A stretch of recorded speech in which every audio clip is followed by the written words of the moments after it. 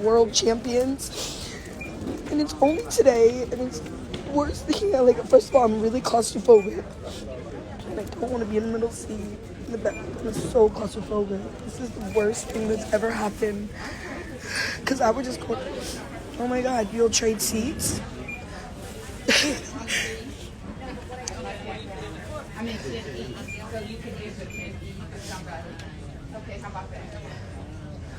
This flight is oversold. It's like oversold. How the fuck did this happen to me?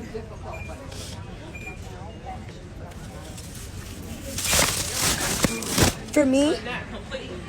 For me or for her?